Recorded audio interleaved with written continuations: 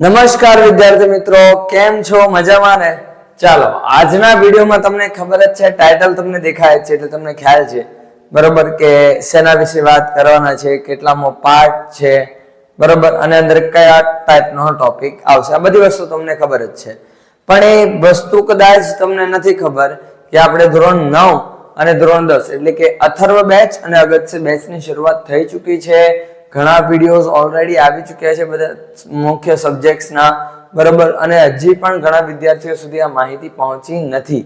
તો હવે એક વિદ્યાર્થી અને એક સારા વિદ્યાર્થી તરીકે તમારી પણ એક ફરજ બને છે કે તમે પણ તમારા વિદ્યાર્થી મિત્રોને આની જાણ કરો, જેથી કરીને અમને પણ થોડુંક પ્રોત્સાહન મળે અને અમે પણ વધારે ને વધારે સારી રીતે તમને સારા ને સારા વિડીયોઝ આપી શકીએ. ઓકે, હવે બીજો તમારો એમાં ફાયદો છે કે ભાઈ તમને લાઈવ લેક્ચર્સ મળશે free of cost, completely free, full syllabus મળે છે ધોરણ 9 અને ધોરણ 10 નું મુખ્ય 4 વિષયોનો, ઇંગ્લિશ, એસએસ, મેથ્સ, સાયન્સ, ચારે 4 મેઇન સબ્જેક્ટ બરાબર. તો એટલા માટે તમારે આ કરવું જરૂરી છે.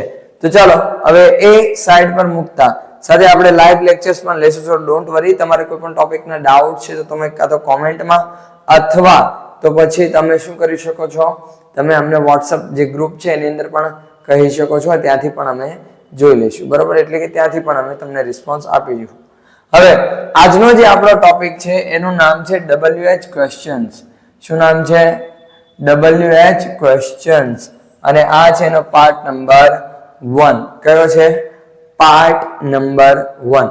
હવે અહીંયા પાર્ટ નંબર 1 ની વાત કરીએ તો સૌથી પહેલા આપણે એક વસ્તુનું ધ્યાન રાખવાનું છે કે પાર્ટ નંબર 1 જ્યારે સ્ટાર્ટ કરીએ છીએ તો પહેલા તમને એ ખબર હોવી જરૂરી છે કે ક્વેશ્ચન્સ હોય કેટલા પ્રકારના. સર એમાં એક પ્રકાર હોય? હા, ક્વેશ્ચન્સ બે પ્રકારના હોય.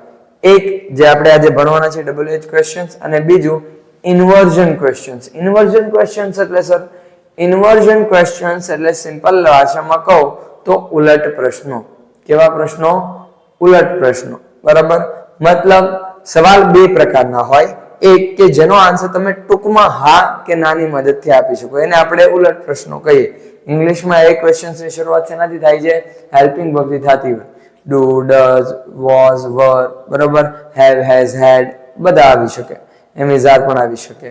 હવે જેટલા પણ હેલ્પિંગ વર્બ છે એનાથી શરૂઆત થતી હોય તો એનો જવાબ જેમ કે ડુ યુ હેવ ડિનર બરાબર, તો ભાઈ યસ અથવા નો આપણે આન્સર સ્વીટ એન્ડ સિમ્પલ શોર્ટમાં આન્સર કમ્પ્લીટ આવી ગયો. બીજું કે એવા ક્વેશ્ચન્સ કે જેનો આન્સર આપણે ટૂંકમાં આપી શકાય નહીં, મતલબ ડિટેલમાં આપવો પડે. મારે જો આન્સર આપવો હોય બરાબર તો ડિટેલમાં આપવો પડે. અને આજે આપણે જે સમજવાના છે ને બરાબર, એ એવા પ્રશ્નો બનાવતા શીખવાના છે કે જેનો આન્સર ડિટેલમાં વિગતવાર આપવો પડે, અને એ છે આપણો કયો? WH questions. અને આ છે એનો પાર્ટ નંબર 1. હવે આની પહેલા જો હજી સુધી તમે ડાયરેક્ટ ઇનડાયરેક્ટ સ્પીચ નથી જોઈ બરાબર, તો એ જરૂરથી જોઈ લેજો બરાબર. અને બીજા પણ ઘણા ટોપિક છે, ડાયરેક્ટ ઇનડાયરેક્ટ છે, પછી કાળ છે, ફંક્શન્સ છે, ઘણું બધું ટોપિક્સ આપણે ચાલી ચૂક્યા છે. ઓકે, હવે અહીંયા આપણે જો વાત કરીએ તો એ વિડીયો જો હજી નથી જોયા તો આપણે નીચે કમ્પ્લીટલી બંને ધોરણ 9 અને ધોરણ 10 ની જેટલી પણ પ્લેલિસ્ટ સબ્જેક્ટ વાઇઝ બનાવેલી છે એમાં ક્રમ વાઇઝ આપણે વિડીયોઝ મૂકેલા છે, અને એ પ્લેલિસ્ટની લિંક નીચે તમને ડિસ્ક્રિપ્શનમાં આપેલી છે. ઓકે, તો ત્યાંથી પણ તમે જોઈ શકો છો. હવે આજનો વિડીયો શુભ શરૂઆત કરીએ. ચલો હવે સૌથી પહેલા તો જેટલા પણ WH ક્વેશ્ચન્સ છે એ તમામ WH ક્વેશ્ચન્સ ની અંદર આપણે આ શબ્દો મહત્વના છે બરાબર. આ WH ફેમિલી છે. શું છે? WH family. ઓકે, ફેમિલી મતલબ એક પરિવાર કે ભાઈ અહીંયા WH ના દરેક સદસ્યનો સમાવેશ થાય છે. પહેલું છે હુ, જેનો અર્થ આપણે કહીએ છીએ કોણ, અને એનો જવાબમાં આપણને શું મળે છે? તો કે જવાબમાં વાક્યનો કર્તા, જો ક્રિયા કરનાર વ્યક્તિ છે એની વાત થાય છે બરાબર. હુ થી તમે સવાલ પૂછો ને એટલે કર્તા તમને મળે. બીજું આવે છે whom, જેને આપણે કહીએ છીએ કોને, અને એ શું મળે છે? કર્મ મળે. પણ કોણ? વ્યક્તિ, વસ્તુ કે કોઈ ક્રિયાની વાત થતી નથી. whom થી તમે સવાલ પૂછો ને એટલે તમને કર્મ તરીકે કોઈ વ્યક્તિની જાણ થાય, એને આપણે કોને કહીએ. was એટલે કે કોનું, કોની, કોના, કોનું. શું દર્શાવે છે? કોઈ પણ વસ્તુ પર માલિકી અધિકાર કે પછી સંબંધ દર્શાવે છે. કોઈ પણ વ્યક્તિ સાથે હોય તો સંબંધ, વસ્તુ પર હોય તો માલિકી અથવા અધિકાર મળે છે. પછી આવે છે where થી સવાલ પૂછો તો એનો અર્થ થાય છે પહેલા ક્યાં, એટલે ક્રિયાનું સ્થળ, કે ક્રિયા કયા સ્થળે કઈ જગ્યાએ થઈ હશે એ રિપ્રેઝેન્ટ કરે છે. પછી આવે છે when, જેનો અર્થ થાય છે ક્યારે, એટલે શું દર્શાવે? ક્યારે મતલબ સમય, ક્રિયાનો સમય, કે ક્રિયા કયા સમયે થઈ હશે. પછી આવે છે what. what એટલે કે શું, બરાબર. શું નો અર્થ શું થાય છે? કર્મ મળે. શું મળે છે આપણને? કર્મ મળે છે. કર્મ એટલે પણ અહીંયા જોજો, વ્યક્તિ અહીંયા કર્મ તરીકે અહીંયા મળે છે. શેની મદદથી? womb. તો what ની મદદથી કોઈ પણ ક્રિયા કે વસ્તુ, આના વિશે કર્મ, આ કર્મ તરીકે આપણને અહીંયા મળે છે, બરોબર. ચાલો આગળ શું કહે છે? why. why એટલે શા માટે, અથવા આપણે દેશી ભાષામાં કહીએ તો કેમ. તો એનાથી આપણને શું મળે છે? કોઈ પણ ક્રિયા કે ઘટનાનું કારણ. ઓકે, આ થયું. હવે આવે છે કયું? તો કે ભાઈ હાવ. હાવ એટલે રીત દર્શાવે, કેવી રીતે, બરાબર. ક્રિયા કઈ રીતે થઈ તે મળે છે. ઓકે, કે કોઈ પણ માની લો મારે કોઈ પણ ક્રિયા કહું છું, બરાબર. I can speak English very fluently. તો how can I speak English? હું ઇંગ્લિશ કેવી રીતે બોલું? તો કે fluently. આ જો રીત મળી, વ્યવસ્થિત રીતે, એમ, બરાબર. which તો કયું, કયા, કયા અને કયો પ્રકાર રજૂ કરે. પસંદગી, પ્રકાર. તમે પ્રકાર પણ કહેશો. કોઈ પણ વસ્તુ કે કોઈ પણ બાબતનો જ્યારે મારે પ્રકાર જાણવો હોય ત્યારે મારે which થી સવાલ પૂછવો પડે. પછી આવે છે how many. how many મતલબ શું? એનો અર્થ થાય કેટલા. પણ શું મળે? જે વસ્તુ સંખ્યામાં, ધ્યાન રાખજો, જે વસ્તુને તમે સંખ્યામાં ગણી શકો ને, એ વસ્તુની સંખ્યા વિશે જ્યારે પ્રશ્ન પૂછવાનો હોય સંખ્યા જાણવા માટે, ત્યારે હાવ મેની નો ઉપયોગ થાય છે. આપણે જો કીધું સંખ્યામાં ગણી શકાય તેવી બાબતે, બરાબર. પછી આવે છે હાવ મચ. હાવ મચ એટલે કેટલું થાય.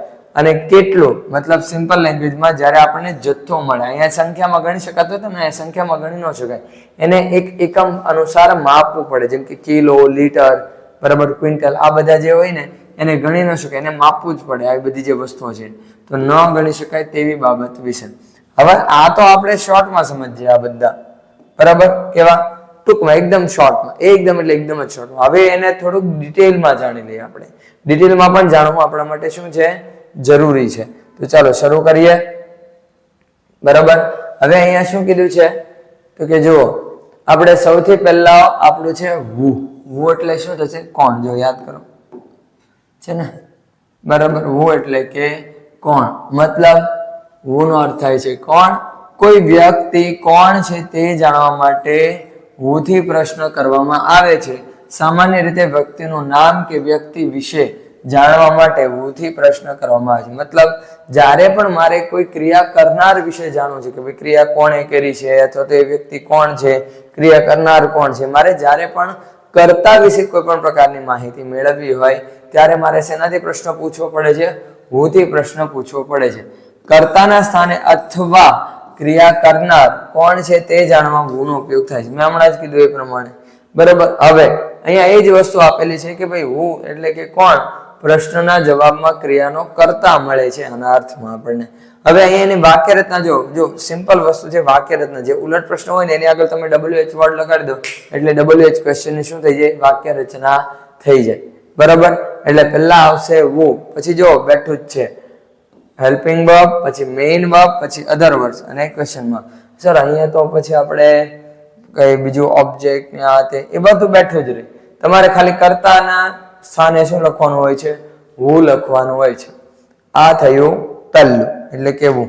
આગળ વધીએ તો નેક્સ્ટ છે what. what એટલે થશે શું. શું થશે? શું થશે. શું થશે? શું થશે. હા, બરાબર. what નો અર્થ થાય છે શું. કોઈ વસ્તુ શું છે તેવું પૂછવા માટે what થી પ્રશ્ન પૂછવામાં આવે છે. એટલે કે જેમ કે who થી પૂછાયેલા પ્રશ્નના જવાબમાં કર્તા મળે છે, તે જ પ્રમાણે what થી પૂછાયેલા પ્રશ્નના જવાબમાં કર્મ મળે છે. પણ કર્મમાં શું મળે? વસ્તુ અથવા તો ક્રિયા, બરાબર. womb છે એમાં કર્મમાં આપણને વ્યક્તિ બાબતે વ્યક્તિનો કર્મ તરીકે ઉપયોગ થાય, બરાબર. એટલે જ્યારે પણ who થી પૂછાયેલ શબ્દોની જેમ આપણને કર્તા વિશે માહિતી મળે છે, એવી જ રીતે what થી પૂછાયેલા જે પ્રશ્નો છે એની અંદર આપણને કર્મ વિશે, પણ કર્મ મતલબ વસ્તુ અથવા ક્રિયા, કે ભાઈ એક્ઝેક્ટલી શું છે એના વિશે જ્યારે મારે માહિતી મેળવવાની ત્યારે મારે what થી પ્રશ્ન પૂછવો પડે, અથવા ક્રિયાની અસર જેના પર થઈ હોય તેનો ખ્યાલ આવે. હા, એ વાત બરોબર છે, બરાબર. વોટ એટલે કે શું, પ્રશ્નના જવાબમાં ક્રિયાનો કર્મ અથવા ક્રિયાની અસર જેના પર થઈ હોય તેનો ખ્યાલ આવે છે. હવે એની વાક્ય રચના જોજો. વુ ની વાક્ય રચના શું હતી? વુ, helping verb, main verb, other words અને ક્વેશ્ચન માર્ક. હવે અહીંયા જો વોટ, હેલ્પિંગ વર્બ, સબ્જેક્ટ, આમાં સબ્જેક્ટ આવશે. અહીંયા આપણે સબ્જેક્ટ વિશે જ પ્રશ્ન પૂછીએ છીએ એટલે વુ મુકાય છે સબ્જેક્ટના સ્થાને એટલે સબ્જેક્ટ આવશે નહીં. જ્યારે અહીંયા આપણે એવું કહી છે જ નહીં, ઓબ્જેક્ટના સ્થાને વોટ આવે. બરાબર, તો આમાં ઓબ્જેક્ટ આવશે નહીં. Subject plus main verb plus અધર વર્ડ્સ અને લાસ્ટમાં ક્વેશ્ચન માર્ક. ઓકે, ચાલો આગળ વધીએ. હવે નેક્સ્ટ શું છે? વેન. વેન એટલે ક્યારે. શું થશે? ક્યારે. ઓકે, હવે કોઈ પણ ક્રિયાનો સમય પૂછવા કે જાણવા માટે વેન થી પ્રશ્ન કરવામાં આવે છે. આમ વેન થી પૂછેલ પ્રશ્નના જવાબમાં આપણને ક્રિયા થવાનો કે થયાનો સમય મળે. મતલબ હું અત્યારે તમને ભણાવી રહ્યો છું તો હું તમને ક્યારે ભણાવી રહ્યો છું? અત્યારે. સમય મળ્યો ને. જ્યારે પણ મારે ક્રિયા કયા સમયે થઈ છે અથવા થઈ હશે અથવા થવાની હશે, મારે જ્યારે એ ક્રિયાનો નિશ્ચિત સમય જાણવો છે, નિશ્ચિત અંદાજિત કોઈ પણ પ્રકારે સમય મારે જાણવો છે, ત્યારે મારે શેનાથી? વેન થી પ્રશ્ન પૂછવામાં આવે છે. ઓકે, હવે કોઈ ક્રિયા કે પ્રસંગનો તારીખ, વાર, મહિનો કે વર્ષ જાણવા માટે પણ વેન થી પ્રશ્ન કરવામાં આવે છે. હા, એ સમય જ છે ને. તારીખ, વાર, મહિનો કે વર્ષ આ પણ એક સમયને જ દર્શાવે છે. એટલા માટે વેનનો પણ ઉપયોગ કરવામાં, વેનનો ઉપયોગ ત્યાં પણ કરવામાં આવે છે. વેન એટલે ક્યારે પ્રશ્નના જવાબમાં ક્રિયા થવાનો સમય જાણવા મળે છે. બરાબર, આગળ વધીએ તો હવે આવે છે વેન. વેન ની સાથે આપણે શું આવે છે વાક્યમાં? તો કે બેઠું જ છે. જો પણ આમાં સબ્જેક્ટ એ આવશે, ઓબ્જેક્ટ બધું આવી જશે. ઓબ્જેક્ટના સ્થાને જ આપણને સમય આપેલો એટલે ઓબ્જેક્ટ તમને મોટા ભાગે જોવા નહીં મળે. તો વેન પછી હેલ્પિંગ વર્બ પછી સબ્જેક્ટ પછી મેઇન વર્બ પછી અધર વર્ડ્સ અને ક્વેશ્ચન માર્ક. ઓકે, એટલે આ પ્રમાણે આપણે શું થાય છે એની વાક્ય રચના છે. બીજું કઈ નવીન નથી, બસ તમારે નોર્મલ જે ઉલટ પ્રશ્ન છે ને એની આગળ તમારે એક WH વર્ડ લગાડી દે છે અને ઓબ્જેક્ટ ને કાઢી નાખે. કે જે કે પણ આ બધી વસ્તુ જણાવવાનું હોય ને એ મોટા ભાગે કયા ઓબ્જેક્ટના કર્મના સ્થાને હોય છે. બરાબર, હવે નેક્સ્ટ આવે છે વેર. કયું છે? વેર. વેર એટલે ક્યાં. બરાબર, શું થશે? ક્યાં. બરાબર, એટલે આપણે જ્યારે પણ વેર નો અર્થ થાય છે ક્યાં, કઈ જગ્યાએ કે કઈ બાજુ એવો થાય. મતલબ જ્યારે પણ મારે કોઈ પણ ક્રિયાનો સ્થળ, શું મારે કોઈ પણ ક્રિયાનું સ્થળ દર્શાવવાનું છે તો એવા સમય મારે શેનો ઉપયોગ કરવાનો હોય છે? વેર નો ઉપયોગ કરો. વેર થી હું સવાલ પૂછું વેર આર, તો તમને જવાબમાં શું આપશો કે મને કે ભાઈ તમે ક્યાં છો એક્ઝેક્ટ સ્થળનું નામ આપશો ને. તો મતલબ વેર ની મદદથી જો હું પ્રશ્ન પૂછું છું તો મારે શેનો આવશે? અહીંયા મને શું મળશે? કોઈ પણ ક્રિયા જે સ્થળ પર થઈ રહી, વસ્તુ જે સ્થળ પર છે, બરાબર, વગેરે જેવી જે બાબતો છે એ જાણવા મળશે. અહીંયા આપણને શું કીધેલું છે? કોઈ વસ્તુ, પ્રાણી કે વ્યક્તિ ક્યાં છે, કઈ જગ્યાએ છે કે કઈ બાજુ છે તે જાણવા માટે વેર થી પ્રશ્ન કરવામાં આવે છે. સ્થળની જ વાત થાય ને, બધું જગ્યા, સ્થાન ગમે એ કહો, બધું સ્થળ જ કહેવાય. વેર થી પૂછાયેલા પ્રશ્નના જવાબમાં આપણને ક્રિયાની, વસ્તુની, વ્યક્તિની કે પ્રાણીની જગ્યા કે બાજુનો ઉલ્લેખ થાય છે. મેં કીધું એ પ્રમાણે સ્થળ તો એ ગમે એ બાબતને લગતો હોય છે. તે બધી જ વસ્તુઓ માટે આપણે શેનો ઉપયોગ કરીએ છીએ? વેર નો ઉપયોગ કરીએ છીએ. બરાબર, આગળ પણ આપણને કીધેલું છે વેર થી પૂછાયેલા પ્રશ્નોના જવાબ આપતી વખતે પ્રિપોઝિશન્સ. પ્રિપોઝિશન્સ એટલે શું થાય છે? એક મિનિટ. પ્રિપોઝિશન્સ નો ઉપયોગ થાય છે. બરાબર, પ્રિપોઝિશન્સ એટલે એવા શબ્દો જે કોઈ પણ બાબતનું કે વસ્તુનું શું દર્શાવે? સ્થળ દર્શાવે. In, under, on, near, between, after, before, below, above, આ બધા. બરાબર, તો એને નામ યોગ્ય અવયવ જેમ કે in, on, under, near, at વગેરે પ્રિપોઝિશન્સ શું કહેવાય છે? હવે આનો ઉપયોગ જવાબ આપતી વખતે થાય છે. મતલબ આપણને ખ્યાલ આવી જાય કે ભાઈ જવાબ આપેલો એમાં ઇન, ઓન ની મદદથી કોઈ સ્થળ દર્શાવવામાં આવે છે અને એને નીચે અંડરલાઈન છે તો આપણે શેનો? વેર થી સવાલ હોવો જોઈએ. બરાબર, વેર એટલે કે ક્યાં, કઈ જગ્યાએ. પ્રશ્નના જવાબમાં ક્રિયા થવાની જગ્યા જાણવા મળે. શું મળે છે? ક્રિયા થવાની જગ્યા જાણવા મળે છે. બરાબર, હવે અહીંયા આપણને શું કીધું છે? જુઓ, વેર છે બધું સેમ. અહીંયા જોઈ લો કે અહીંયા જોઈ લો, બરાબર, બધે સેમ. ખાલી આગળ શું? વેર શબ્દ બદલાઈ જશે, મતલબ એચ વર્ડ બદલાશે. પછી હેલ્પિંગ વર્બ આવે, પછી સબ્જેક્ટ, પછી મેઇન વર્બ અને પછી અધર વર્ડ્સ. આ રીતે એનો ઉપયોગ થાય છે, બરોબર. આ એની શું થઈ? વાક્ય રચના થઈ. ઓબ્જેક્ટ અને ઓબ્જેક્ટના સ્થાને જે સ્થળ આપેલું, આપણે એટલું યાદ રાખવાનું કે વેર નો ઉપયોગ કરો છો એટલે શું કરવાનું? એ જે શબ્દનો ઉપયોગથી તમે જે WH વર્ડની મદદથી તમે સવાલ બનાવો છો ને, એ WH વર્ડ છે એ જેના માટે વપરાય છે એને લગતો શબ્દ નીકળી જવાનો, બાકી બધું રેડી. ઓકે, ચાલો આગળ આવે છે કયું? વાય. કયું છે? વાય. વાય એટલે શું થાય? કેમ, શા માટે, બરાબર. શા માટે અથવા તો કેમ, કયા કારણસર, એવો પણ અર્થ થાય. તો જ્યારે પણ મારે કોઈ ક્રિયા કે ઘટના બનવા પાછળનું જે કારણ મારે જાણવું છે, શું કરવું છે? એ ક્રિયા શું કામ બની, શા માટે બની, કેમ બની, મારે કારણ જાણવું છે એની પાછળનું, બરાબર. તો એ જ્યારે કારણ મારે જાણવાનું હોય ને ત્યારે મારે શેનો ઉપયોગ કરવાનો છે?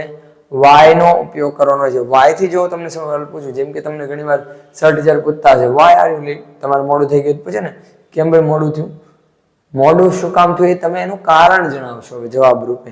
તો જ્યારે પણ કોઈ કારણ વિશે મારે પ્રશ્ન, કારણ જાણવા માટે મારે પ્રશ્ન પૂછવાનો છે અથવા વાક્યમાં કારણ આપેલું છે ને એના પ્રશ્ન સ્વરૂપે મારે સવાલ બનાવવાનો છે અને કારણ નીચે અંડરલાઈન હોય તો એવા સમયે મારે શેનો ઉપયોગ કરવાનો છે? વાય નો ઉપયોગ કરવાનો છે, બરાબર. આગળ આવી જોઈએ. શું કીધેલું છે? કોઈ કાર્ય કે ક્રિયા પાછળનું કારણ જાણવા માટે વાય થી પ્રશ્ન કરવામાં આવે છે. મેં કીધું એ પ્રમાણે આગળ શું કીધું? વાય થી પૂછાયેલા પ્રશ્નના જવાબમાં આપણને મોટે ભાગે બીકોઝ કનેક્ટિવ વાળું વાક્ય બને છે, બરાબર. કનેક્ટિવ, કનેક્ટિવ એટલે કન્જક્શન, બરાબર. કન્જક્શન અથવા એને કનેક્ટર પણ કહેવાય. શું કહેવાય? શું કહેવાશે? કનેક્ટર પણ કહેવાશે, બરાબર. એટલે આ પ્રમાણે ઉપયોગ થાય છે. હવે એમાં પણ સેમ વસ્તુ, શા માટે અથવા કયા કારણસર, પણ એનો અર્થ શું થાય? પ્રશ્નના જવાબમાં ક્રિયા થવા પાછળનું કારણ જાણવા મળે છે, બરાબર. હવે અહીંયા શું આવે છે? વાય. વાય સેમ વસ્તુ, કોઈ મગજમારી નહીં. Helping verb, subject, main verb, other words અને ક્વેશ્ચન, પતિ. આટલું જ છે, બરાબર. કોઈ મગજમારી નથી. હવે આવે છે કયું? હાવ. કયું છે? હાવ. કયું? હાવ. કયું? હાવ. હાવ એટલે કેવી રીતે, કઈ પદ્ધતિથી એમ, બરાબર. આપણે આગળ મેં તમને ટૂંકમાં સમજાવવામાં કીધું ને, કોઈ પણ ક્રિયા કરવાની એક રીત હોય. હવે જ્યારે મારે રીત વિશે પ્રશ્ન પૂછવો છે ને તો મારે હાવ નો ઉપયોગ કરવો પડે, બરાબર. હવે આમાં હાવ નો ઉપયોગ કરો એટલે આપણે શું કીધેલું છે? કોઈ કાર્ય કેવી રીતે થયું અથવા પૂરું થયું તે પૂછવું હોય તો હાવ થી પ્રશ્ન કરવામાં આવે છે. કોઈ પણ કાર્ય પૂર્ણ થવાની અથવા કાર્ય થવાની જે રીત મારે જાણવી છે, બરાબર. મેં તમને હમણાં એક્ઝામ્પલ આપ્યું કે I can speak English fluently, હું વ્યવસ્થિત રીતે ઇંગ્લિશ બોલી શકું, બહુ સારી રીતે ઇંગ્લિશ બોલી શકું છું, બરાબર. તો હવે મેં એમાં શું થશે? હાવ શબ્દથી હું પ્રશ્ન પૂછીશ ને તો ફ્લુએન્ટલી જે એની રીત છે, ઇંગ્લિશ બોલવાની રીત જે મેં દર્શાવેલી છે એ નીકળી જશે. તો સવાલ શું બની જશે? How can I speak English, બરાબર. ચાલો, હાવની સાથે મેની અને મચ નો ઉપયોગ કરી સંખ્યા અને જથ્થા વિશેની માહિતી મેળવવામાં આવે છે, જેની સમજ આપણે આગળ મેળવીશું, બરાબર. એ આપણે આગળ સમજવાનું છે. હવે હાવની મદદથી આપણે હાવની પાછળ મેની લગાવી દો અથવા મત લગાવી દો. મેની લગાવો તો સંખ્યા જાણવા મળે, મત લગાવો તો પ્રમાણ અથવા જથ્થો જાણવા મળે. તો એ આપણે આગળ આવે છે. ઓકે, હવે હાવ એટલે શું થશે? તો કે કેવી રીતે અથવા કઈ પદ્ધતિથી. એના ઉપયોગ કરીને તમે જ્યારે સવાલ પૂછો ત્યારે જવાબમાં તમને શું મળશે? તો કે પ્રશ્નના જવાબમાં કોઈ કાર્ય કેવી રીતે થયું તેની માહિતી જાણવા મળે છે. શું મળે છે? કાર્ય કઈ રીતે થયું એની માહિતી જાણવા મળે. હવે અહીંયા આપણને શું કીધું છે? હાવમાં પણ એવી જ રીતે છે, બરાબર. હાવ પછી હેલ્પિંગ વર્બ, પછી સબ્જેક્ટ, પછી મેઇન વર્બ, પછી અધર વર્ડ્સ અને લાસ્ટમાં ક્વેશ્ચન. એઝ ઇટ ઇઝ છે. બસ એને લગતા જે શબ્દો છે ને તમારે શું કરી નાખવાના છે? વાક્યમાંથી કાઢી નાખવાના હોય છે, બરાબર. હવે આગળ આવે છે હાવ મેની. કયું છે? હાવ મેની. હાવ મેની એટલે કેટલી અથવા કેટલા, બરાબર. મતલબ મારે જ્યારે કોઈ પણ વસ્તુની સંખ્યા વિશે માહિતી મેળવવાની. શું મેળવવાની છે? વસ્તુનું પ્રમાણ, પણ પ્રમાણ છે માં સંખ્યામાં ગણી શકાતું હોય એવી વસ્તુ કે જેને તમે સંખ્યામાં મળી શકો. જેમ કે આ પેન છે, અને તમે સંખ્યામાં ગણી શકો, 10 હોય, 500 હોય, ગમે એટલી, પણ તમે સંખ્યામાં ગણી શકો. તો મારે હવે આના સંખ્યા વિશે મારે જાણવું તો મારે હાવ મેનીથી સવાલ પૂછવો પડે. ઓકે, તો અહીંયા શું કીધેલું છે? કોઈ પણ વ્યક્તિ, પ્રાણી કે વસ્તુની સંખ્યા જાણવા માટે હાવ મેનીથી પ્રશ્ન કરવામાં આવે છે. હાવ મેનીથી પૂછાયેલ પ્રશ્નના જવાબમાં સંખ્યા મળે છે. બે એક જ વાત થઈ, બરાબર.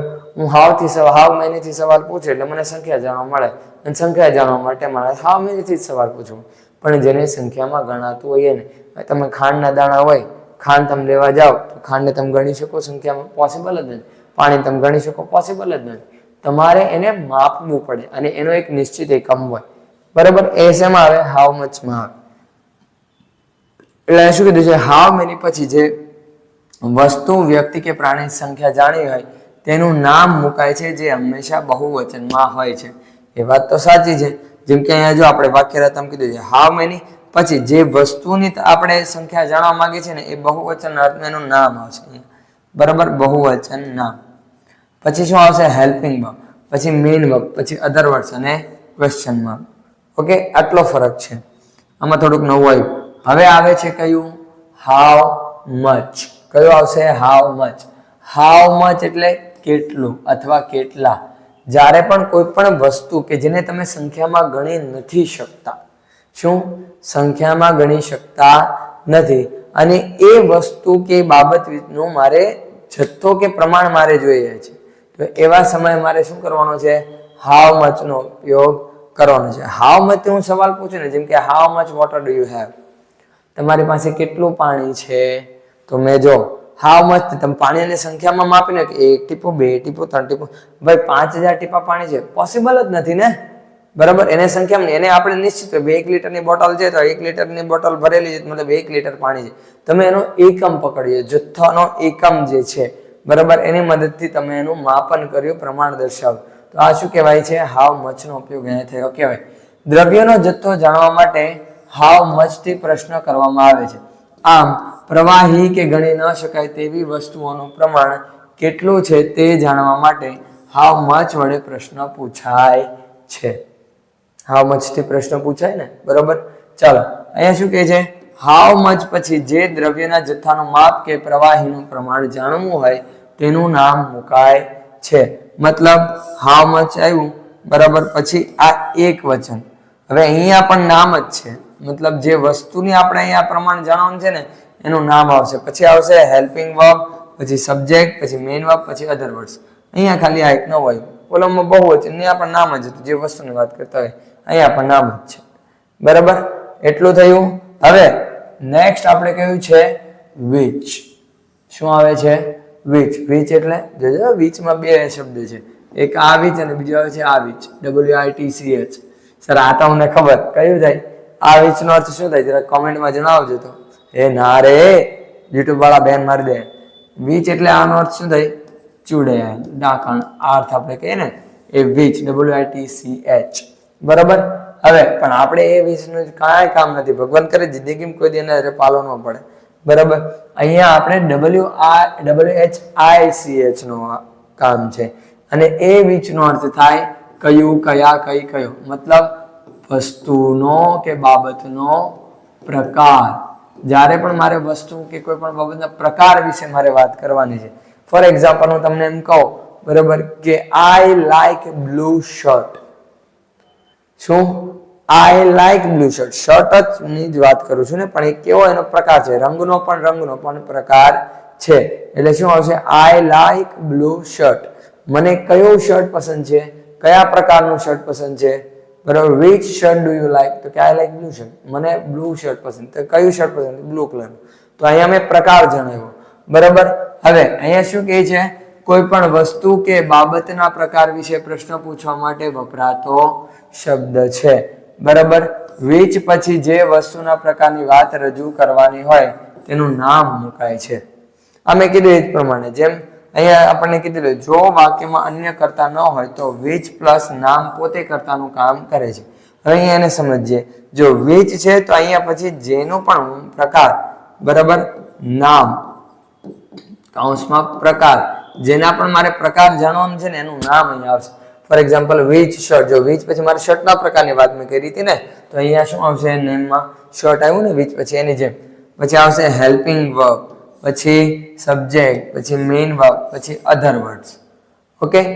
હવે આગળ જઈએ. આ થઈ અહીંયા વાક્ય રચના પૂરી. હવે આવે છે whose. કયું છે? whose. બરાબર. આ whose નો ઉપયોગ આપણે કરવાનો છે. તો whose એટલે શું થાય? કોનું, કોની, કોના, કોનો. નો ની નું ના યાદ છે ને તમારે આવતું, બરાબર? એ નો ની નું ના એ આ વોઝ થી સવાલ પૂછાય. મતલબ સર વોઝ નો ઉપયોગ ક્યાં થાય? સિમ્પલ વસ્તુ સમજાવો. આ મારી પેન છે, બરાબર? એ મારા અંકલ છે. એક વ્યક્તિનું લીધું મેં અને એક વસ્તુનું લીધું. હવે આ વસ્તુ પર મારો સંબંધ ન હોય, વસ્તુ સાથે એની ઉપર મારો અધિકાર હોય. જ્યારે પણ મારે કોઈ વસ્તુ ઉપર અધિકાર, અને બીજું મેં શું કીધું કે એ મારા અંકલ છે, અંકલ, તો એની સાથે મેં શું જોડ્યો? સંબંધ જોડ્યો ને. તો મતલબ એ વ્યક્તિ સાથે મારા સંબંધ અને આ વસ્તુ સાથે મારા અધિકાર. એટલે સિમ્પલ લેંગ્વેજમાં જ્યારે પણ તમારે કોઈ વસ્તુ ઉપર અધિકાર અથવા કોઈ વ્યક્તિ સાથેના સંબંધને દર્શાવવાનો છે, રજૂ કરવાનો છે, બરાબર? તો એવા સમયે જો મારે સંબંધ અથવા અધિકાર વિશે મારે પ્રશ્ન પૂછવો હોય તો મારે વોઝથી પ્રશ્ન પૂછવો પડે, બરાબર? એટલે શું કીધું છે? વાક્યમાં કર્તાનો કોઈ વસ્તુ પર અધિકાર કે કોઈ વ્યક્તિ સાથેનો સંબંધ દર્શાવતા શબ્દ વિશે પ્રશ્ન પૂછવા માટે વોઝનો ઉપયોગ કરવામાં આવે છે. મેં કીધું ને વોઝ અંકલ, તો કોના? મારા અંકલ. અધિકાર કોના એની સાથે સંબંધ છે કે ભાઈ મારો છે, તો એ અર્થમાં અહીંયા વપરાય છે. કોની પેન છે? મારી પેન છે. મારો અધિકાર, આ પેન પર કોનો અધિકાર છે? તો કે મારો. તો મારે એ જાણવા માટે, બરાબર? વોઝ પછી જે વસ્તુ કે વ્યક્તિ સાથેનો સંબંધ કે અધિકાર દર્શાવાતો હોય તે નામ મુકાય છે. મતલબ અહીંયા જો શું કીધેલું છે? વોઝ આવી ગયું. પછી અહીંયા હવે જે સંબંધ અથવા અધિકાર, સંબંધ અથવા અધિકારનું નામ, ફોર એક્ઝામ્પલ પ્રિયાસ ફાધર, તો હુઝ એટલે પ્રિયા નીકળી ગયું. નેમ કયો છે? સંબંધ કયો છે? Father. Whose uncle, whose pen, તો વસ્તુ અથવા સંબંધનું જે નામ છે, બરાબર? એ આપણે દર્શાવ્યું. પછી હેલ્પિંગ વર્બ, પછી મેઇન વર્બ, પછી અધર વર્ડ્સ અને લાસ્ટમાં ક્વેશ્ચન માર્ક, બરાબર? તો વિદ્યાર્થી મિત્રો અહીંયા જે આપણા WH ક્વેશ્ચન્સના જે WH વર્ડ છે, જે WH ફેમિલી છે, એ WH ફેમિલીને આપણે સમજી લીધી, બરાબર? હવે આ વિડીયોમાં આપણે એટલું જ. હવે મળીશું આપણે નેક્સ્ટ વિડીયોમાં, જેની અંદર આપણે વાત કરવાના છે કે WH ક્વેશ્ચન્સને સોલ્વ કઈ રીતે કરવા. તમારે આવે છે ને અંડરલાઈન આપેલી હોય, એની ઉપરથી તમારે સવાલ બનાવવાનો, અને એવો સવાલ હોવો જોઈએ કે જે જવાબ તરીકે અંડરલાઈન વાળા વર્ડને સંબોધતો હોય, બરાબર? તો એ આપણે સમજીશું આના પછીના નેક્સ્ટ વિડીયોમાં. ત્યાં સુધી આ વિડીયોને બને એટલો શેર કરો તમારા મિત્રો સુધી. તો હવે મળીશું આપણે નેક્સ્ટ વિડીયોમાં. ત્યાં સુધી enough four today and have a great day.